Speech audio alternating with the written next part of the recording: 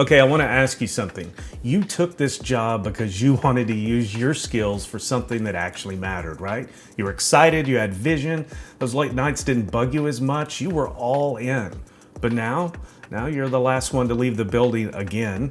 You're buried under a huge pile of urgent, never-ending requests. Centerline camera still has that random glitch issue and nobody's got a budget to fix it. Pastor still wants a new video, staff are waiting on things you haven't had time to start. And last Saturday night, you were texting a volunteer to remind them what time to show up Sunday morning because the schedule went out late again. Somewhere in the back of your mind, a thought keeps coming up and you're almost afraid to say it out loud. I don't love this job anymore. And it's not just you. You look around at your team and you see all those same blank stares. You're all in the same sinking boat. Today, we're talking about the red flags, the signs that your media team may be on life support, and what you can do about it before it's too late. Welcome to the Producer Seat Podcast. I'm Dan Wathen. This show exists only for one reason, to help you, the church media leader, think like a producer, lead with purpose, and build teams that actually last. So let's get into it. Here's how it usually goes. You start with a small team at your church. You got a huge vision. Most of the time, it's maybe just you and maybe one or two other people doing the work of the full department. You say yes to everything because you want to serve. You want to prove yourself because when you say no, you feel like you're failing, right? You don't want to let anybody down. So you become the video guy, the graphic designer, the social media manager, the one who runs tech on Sunday and then edits the recap video Monday morning. You wear a ton of hats. For a while, you love it. But without clear systems, without a process for how requests come in, without a seat at the planning table, you stop being a creative and you start becoming a firefighter, constantly putting out the latest blaze. The turning point usually isn't some huge dramatic event. It's that slow, quiet fade. It's your heart sinking when your phone buzzes with another email after 9 from your pastor. It's the tension in team meetings. It's that unspoken feeling that everybody's just trying to stay afloat. It's realizing you work at a church every Sunday, every weekend, but you haven't actually been to church in months. You're running the board, managing the crew, watching the live stream, but you're never in the room to receive. You're never worshiping. You're never being filled back up. And you can't give out forever if you're not getting refilled. That's how passionate, talented people end up on life support. It's not with a bang, it's with a slow fade. So let's talk about the symptoms, the red flags that are probably happening right now today in your department.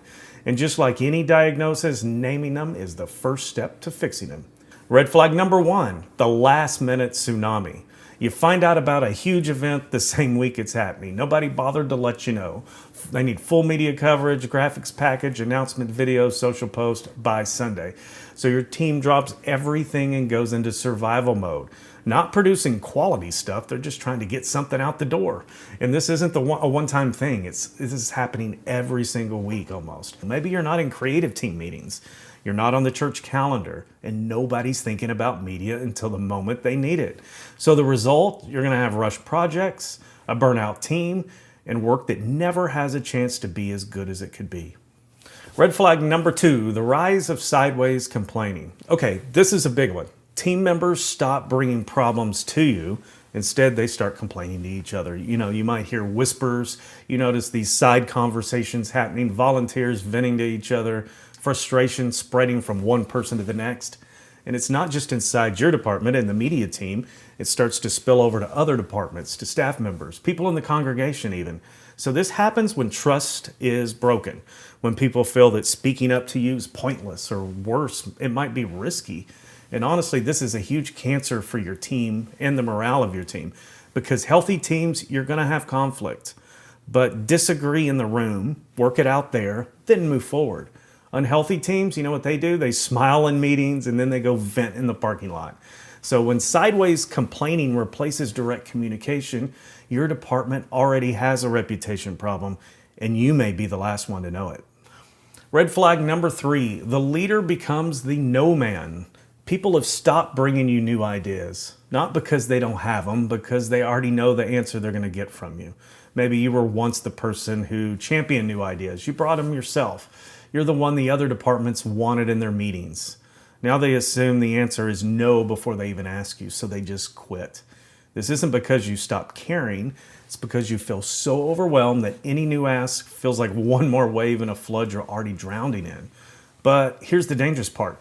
When other departments stop including the media team in planning, you're guaranteeing you will be the last one to know about stuff, which feeds that last-minute tsunami we talked about, which burns the team out more, which makes you say no more. It's a death spiral, and it starts the moment the leader becomes the person everyone works around. Red flag number 4, the quality slips and everyone notices. I mean, your work's okay. It's not necessarily bad enough to get called out every week, but it's not what it used to be. Maybe the graphics feel rushed. The last video you edited had moments you'd never let slip through before. Social media reels look uninspiring, and you know it, but you sent it anyway because the deadline hit and there was no more time. So this isn't necessarily a talent problem. Your team hasn't lost its skill. It's a systems problem. Your team stopped creating and became professional firefighters. But here's the thing about perception. Leadership doesn't see the broken system. They see the output. Staff start to whisper and talk. The pastor asks for an update maybe in a tone that's more concerning than curious. And once that perception takes root, it's super hard to reverse. Red flag number 5, the calling has become a time clock. This is the one that costs the most and the one that gets talked about probably the least. You didn't take this job to punch a clock every morning. You took it because you believed the work was ministry. But somewhere along the way, that mission that once gave you the reason to get up every morning started to feel empty. You're not creating anymore. You're just executing, getting through to Sunday, keeping the pastor happy, surviving the week. Scary part is you look around at your team and you see the same things in their eyes. The passion's gone. The calling's become a time clock. Working for a church is unique. It's very different in a way that most jobs aren't, because your pastor, he's your boss, and yet he's still your pastor. And those lines get blurry fast. And when you're running the board every Sunday but never sitting to receive, you're never worshiping, and you're never being preached to, you're spiritually starving while trying to feed everybody else. You can't keep that up because it's going to show in your work and your team and in your home. Take a second and think about those 5 flags we talked about. Which one hit closest to home to you? Drop it in the comments. Sometimes just naming it is a powerful step. And I promise you, you're not the only one.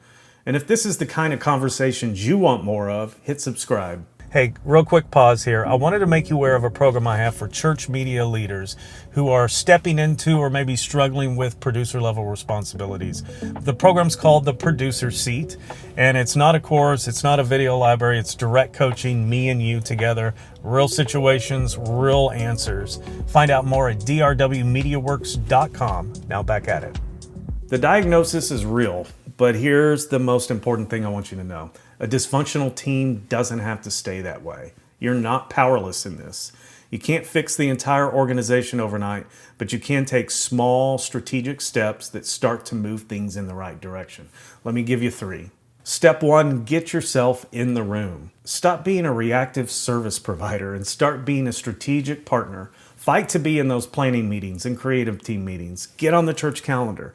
Build a direct line to whoever sets that schedule. Even go to leadership and you can frame it as a benefit to them. Say, hey, if the media team is part of the conversation early, we can build something that's actually amazing instead of scrambling to catch up at the last minute. That's not a complaint. That's a producer talking. Step 2, build one system, not 10, one. Just pick the biggest pain point you have right now and build one system around it. Maybe it's last minute requests that are coming in from staff members. So create a content form. Google form, it's free, takes less than an hour to set up. Maybe your volunteers aren't showing up. Get a scheduling tool. Post the schedule 7 days out or more. Every week, no exceptions. You don't need fancy software, you just need clarity and consistency. One system done well is worth more than 10 systems nobody uses. Step 3, protect your own soul. This one is a non-negotiable for you. Your creativity is not a machine. And yes, you can run it into the ground. It's more like a plant. You got to constantly water it. So I want you to find a way to spiritually receive. This might be going to a different church service, watching something online, maybe a different community. Might be a mentor outside your church, a counselor, a coach. Hey, the Producer Seat program does this very thing. Someone who speaks into your life who isn't your boss. Because if you stay spiritually empty, it's going to show up in your work, your team, your home every single time. Here's what I want you to do this week. Write down 3 things. Here we go. Number 1, which red flag is hurting the team the most right now? Just one, be honest. Second, one specific action you can take this week to start moving the needle on that flag. It's not a full fix, it's just one step. Number 3, one thing you're going to stop saying yes to starting today. I want you to write it down, put it somewhere where you'll see it every single day this week. That fire you felt on day 1 of your job, it's not gone. It's just buried. It's buried under all those unclear processes and a system that was never built to support you. So let's start clearing the debris one step this week. You took this job to make a difference, and you still can. But you can't pour from an empty cup. You can't lead a team you've lost. And you can't produce excellent work inside a system that's set up against you. If you're ready to change that, if you want direct coaching from someone who understands what this role really cost, the producer seat is where that work happens. It's my private program for church media leaders. We work through real situations, real strategy, real accountability. Go to drwmediaworks.com to learn more. Link is also in the show notes. Thanks for watching this episode of the Producer's Seat podcast. You're doing harder work than most people know, so keep going. If you know someone in the seat right now, send them this episode and subscribe to the channel while you're at it. And remember, start thinking like a producer.